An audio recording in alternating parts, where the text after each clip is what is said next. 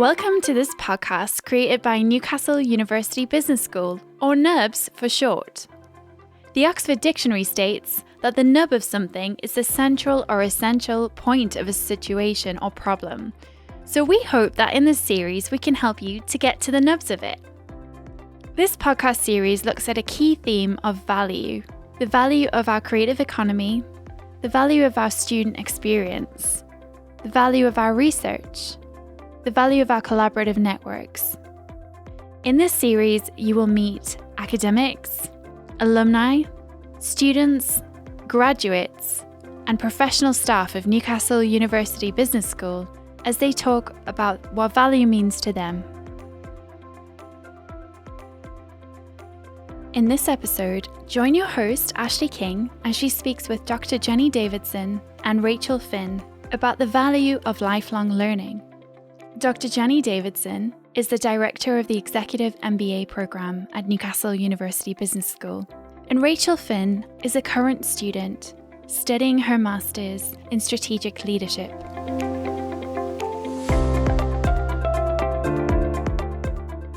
I'm so excited to be joined today by Jenny Davidson, who is our director of our Executive MBA program.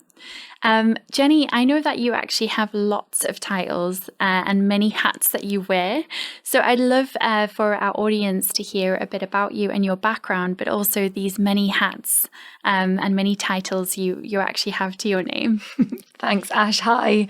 I'm also really excited to be here. So I think for today's conversation, the title you've already given in terms of the introduction is perhaps the most important one. So I'm the director of the Executive MBA program at the Business School.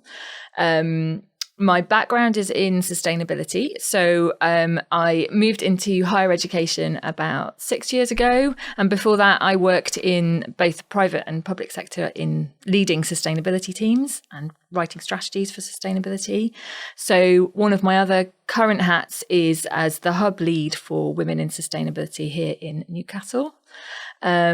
And I think probably in the last year, I would add to my list of titles, I'm an expert in GCSE maths. I am an expert in phonics, and I'm also an expert in Lego Ninjago. And for anyone that gets those references, they'll just know what I'm talking about. I love that. And I love that you're owning that, because I think, everybody that I meet and speak to at the moment is on their own learning journey in a unique way. Some people are more awake to that than others. What I mean by that is I feel like there's just been such a big shift in how people are reflecting on things, because in many ways at the moment, due to the COVID-19 pandemic, there's been an opportunity to reflect, look back, consider whether something is actually right for people or not. And actually that leads me to one of my first questions that I wanted to ask you. So as, director of an executive MBA program, one of the things you get to do is work with fabulous leaders and executives from very diverse walks of life and, from really interesting disciplines and industries. And are you finding that you are getting different types of learners, or those types of reflective learners who've got to a point where they're looking for something different, or they want to grow, or what is it that prompts people right now to come to your program? So we know that traditionally people come onto any of our exec ed programs for broadly three reasons. Sometimes they've been sent. So sometimes their employer has said, I want to go and do this, or that, but more usually individuals themselves kind of look at their career and they look around them and they see that their contemporaries have a qualification that they don't have. And they think, gosh, I think I probably need to go and do that. Or they look at their next career step and they see that those people in those roles have this qualification, and they think, actually, again, I think I probably need to go and pursue that for myself, for my own career development. I think your point about the last 12 months, but actually a more general trend, is that we're seeing we pride ourselves on attracting a much more diverse cohort across our programs. So first and foremost, we want to reflect, as regional programs, we want to reflect the economic activity in our region. So we know that we have high numbers of people employed in the public sector. We have a vibrant charity sector, for example, and we know that a lot of the economic activity is focused on SMEs who are starting up or scaling up. So we want to see those individuals on our programs, and I think that really lends itself to this trend of individuals taking time to stop and think about how and why they might want a qualification like this, and how they want to develop and grow, and recognizing that, as an example, as an SME, something like an Exec MBA could actually support you in scaling up your business. So we're starting to see greater diversity in our cohorts, and it's something we really, really want to encourage. We're trying to be as accessible as possible to as many individuals as possible in the way that we're designing our programs, and in the way that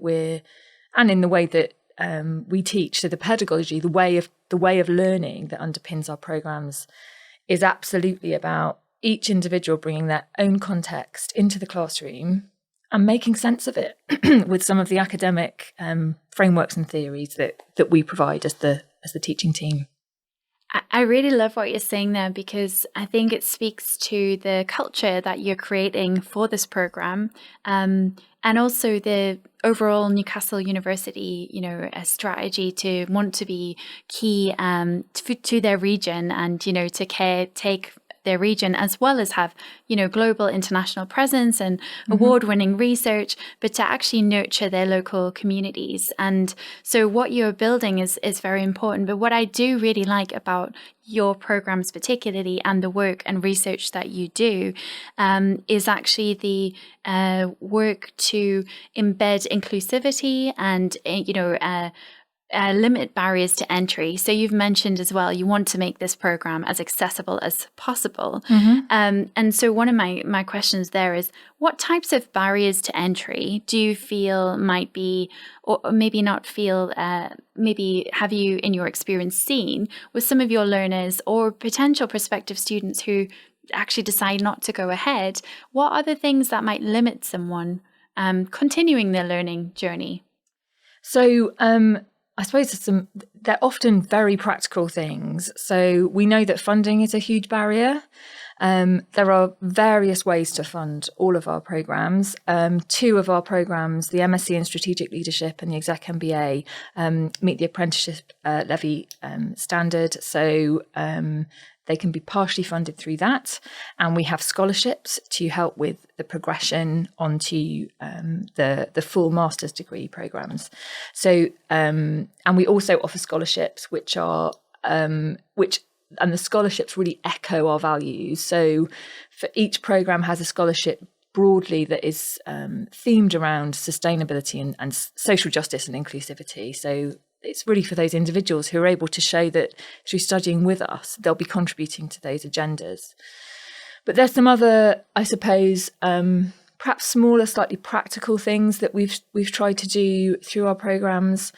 We know, for example, that typically exec ed cohorts are quite male heavy. It's often more accessible to those individuals who don't have caring responsibilities, for example, which traditionally has been men.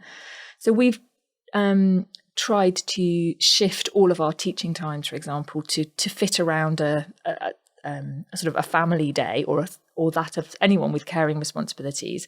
And actually, we're hearing from both men and women on our cohort that feels very accessible and is very welcome. So there's a few smaller things like that we're trying to do to practically really make our programs work, and they're blended programs. So we know the value of that face-to-face time in the classroom, but we also want to make all of the learning accessible to everybody online, so that if for whatever reason people are busy, they're able to go back to that as a reference point. Our part-time executive education programs have been designed specifically for part-time learners. They give leaders the opportunity to tackle some of the big challenges around the future of work through a curriculum that combines world-leading research and thought leadership from the private, public and third sectors. I think that's a really powerful way to look at it and to do it. And it's one of those things where it's not a virtue signaling exercise. It's actually from the outset from the creation of the course that you've looked to limit some of those barriers? Because normally with an executive education program with many part-time courses, people would work during the day and they would go and do something in the evening. And it's, people are exhausted. They trying to further their education, but also further their career. And potentially, I can see your point as well about, does that mean that we have more, for instance, men able to access that, or who aren't doing as much nurturing duties typically? So one of my questions there is, if you've shifted the timetable to during the workday or more accessible times, does that mean that these learners actually get time back from their institutions if they're being paid for as company corporate contacts? Are they able to come and study and then work their workload around other matters that they've got going on? What's it like for an average learner in that way? That's a really good question. And our programs are, particularly MSc Strategic Leadership and the Exec MBA, are a mixture of apprentices and academic learners who are enrolled on the full master's program. And so the apprenticeship has specific requirements around off-the-job training. So the employers have contracted with us to give those apprentices a certain amount of time away to study and learn and develop their knowledge, skills and behaviours. And I think that sort of contracting, if you like, for each individual is unique to them. What our programs do really well is to make sense of those individual contexts so that all of our learners can take that benefit straight back into the workplace, so that actually there's a very fuzzy line between the space they have as learners, whether they're apprentices or just purely on the master's degrees, and the learning and the conversations that they're having in the classroom and the workplace. So that context is absolutely central to the learning. And the thing that we do really well as a team, I think, is create the right sort of social learning processes in the classroom to bring all of that out, and also to leave our learners with a sense of, actually, what am I taking away from today, and what will I do tomorrow when I'm back in the workplace, and how have I added some value? And that's core to our programs. But having the opportunity to use the learning and actually put it into action is so profound, and that creates huge transformational shifts. So, and allows for thinking, doesn't it, to reflect. And yeah, I think that's really powerful, and certainly the benefit of doing an executive MBA over a full-time one.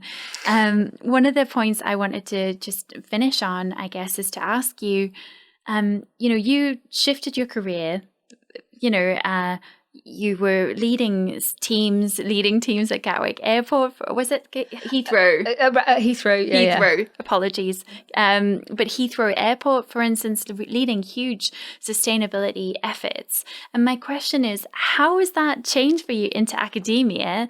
And do you have any tips for anyone who would also like to shift their career or change their industry or be a lifelong learner? What would your tips be?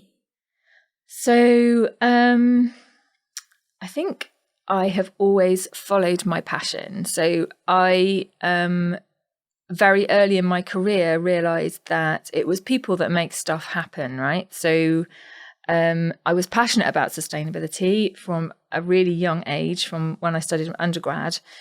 And I realised probably around the time I graduated that it was people that were going to make or break a sustainable approach to life, to the world. And that's the thread that really weaves through all the things that I've done. I was lucky enough to do my doctoral study when I was working as a practitioner. That was amazing because I got to combine that passion with my day job. So I really sort of empathize with all of our learners at the moment, studying and working at the same time. I think if you can find something that you feel really passionate about, there's always a way.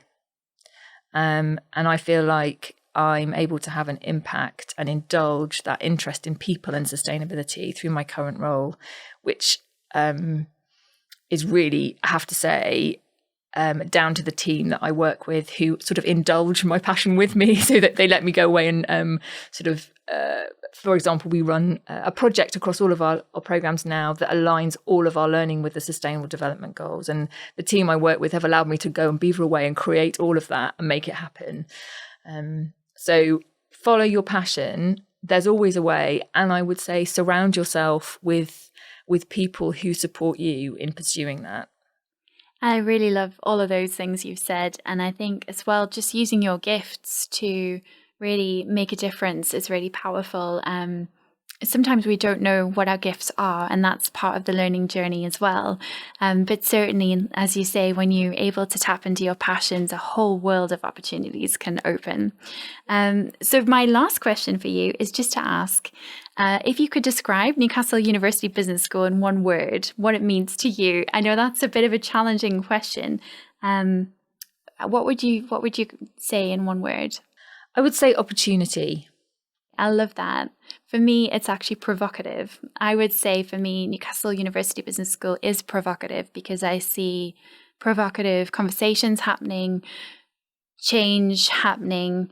It's a hotbed of activity. There's innovation, there's leadership, there's research. There's so much cross sharing of ideas. And it's so exciting. And I love that. So I agree. Opportunity is a brilliant word to describe the space that we're lucky to work in, and just a wonderful city as well to be in. Yeah, I agree. Perfect. Thank you so much, Jenny. It's really nice to have had you here today. Thanks, Ash. It's been a real pleasure. Hello, and I'm joined today by Rachel Finn from MSc Strategic Leadership Programme at Newcastle University Business School. And I'm delighted to introduce you to her today because we will be having a conversation about the value of lifelong learning. So Rachel, it's so great to have you here. Can you tell us a little bit about yourself? Yes, thank you for inviting me. It's lovely to be here. So I am a dialectical behaviour therapist and specialist occupational therapist working in the NHS. And I have worked before as a support worker and then did a degree in psychology and wasn't really able to pursue that to a level that I wanted to at the time. So found myself coming back to study occupational therapy some years ago and worked in the NHS. And then really found myself stuck around summer last year and looking to broaden my experience, which is how I've arrived on the MSc. Well, it's really incredible to hear your journey already and your background, because one of the things I love about the executive leadership programs and executive education programs at Newcastle University Business School particularly is the caliber of students, as well as with our MBA as well. Just, all of the experience you've got already and what you would bring to the table, as a student in that cohort.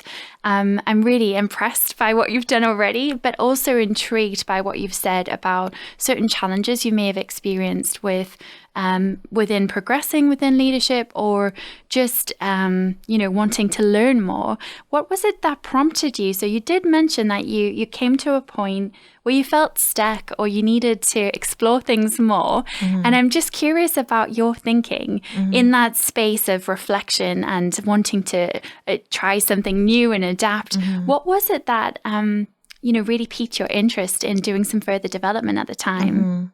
I think I had arrived at a point in my career where I felt competent. I'd worked for 7 years as a dialectical behaviour therapist. Not that I know everything, but I certainly knew how to support a team to deliver a really high standard of care to the clients I was working with.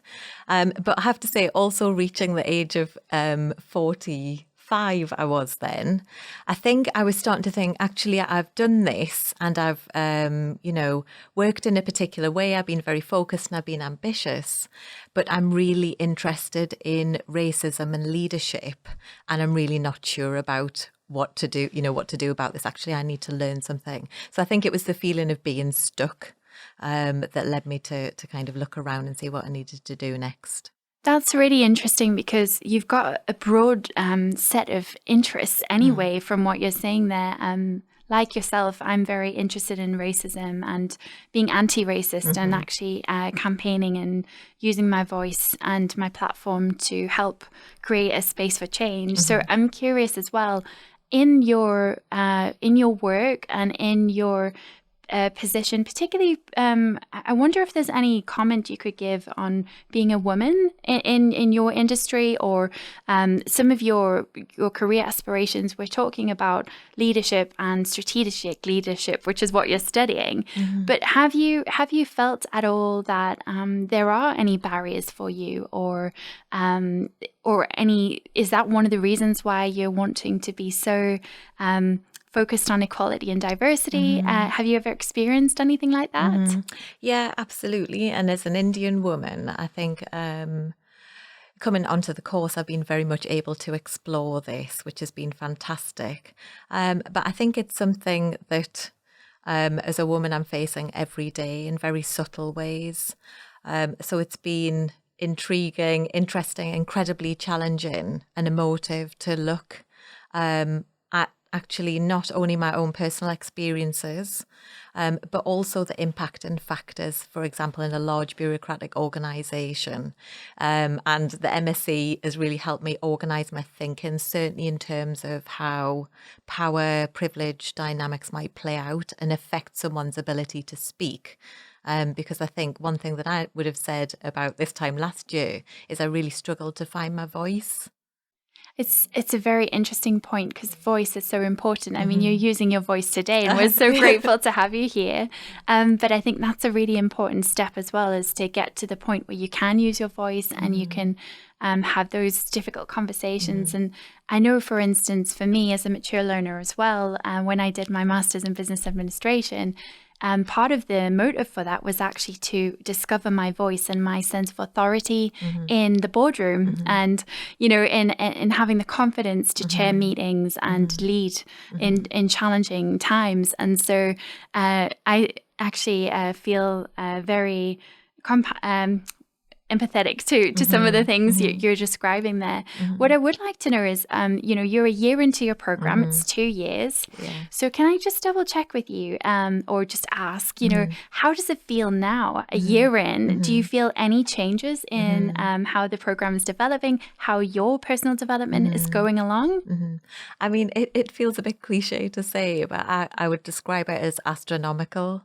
I think, I very much came onto the program feeling that it was the right direction, but that I lacked confidence as well. And I think what the course has enabled me to do the most is align my identity with my leadership goals. And actually, when I was thinking about coming here this morning, I was thinking, actually, I feel confident enough to do this. And I feel confident enough to help other people think about what are controversial topics sometimes, for example, racism. So the change has been monumental. I almost don't recognise myself.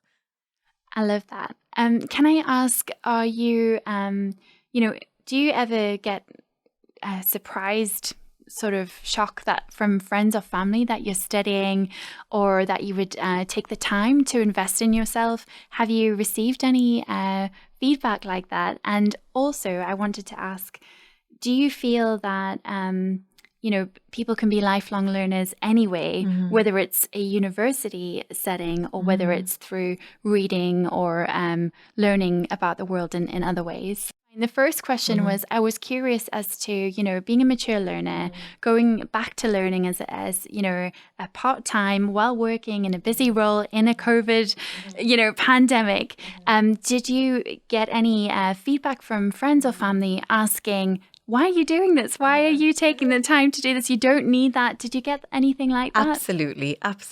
I think, my husband in particular might have thought I was slightly crazy, but also very supportive of me, of understanding that I was in this stuck position. But I think particularly, with everything going on at the moment, people were definitely saying, are you sure you want to do this? Are you going to be able to finish it and get through it? And because there are a number of demands and challenges, and I fully appreciate that you read a master's.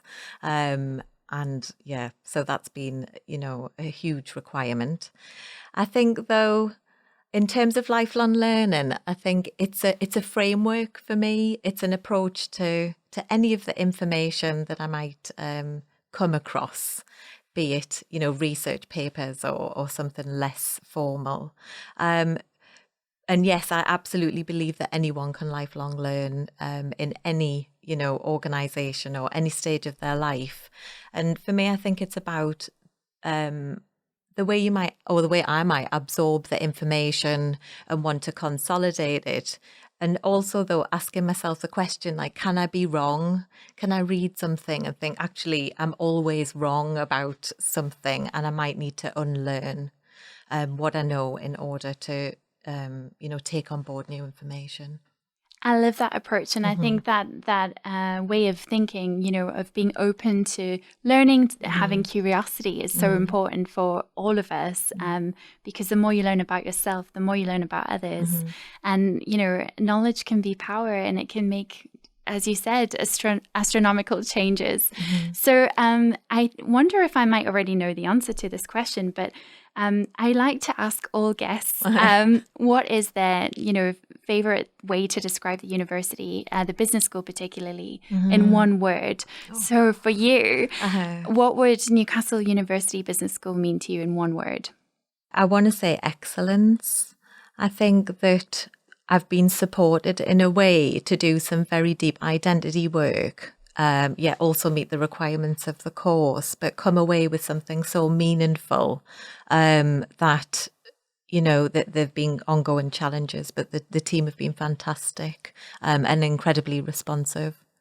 Beautiful. I love that. I thought you might say astronomical, so I didn't get my guess right, but there's still time. There might be time for me with another guest.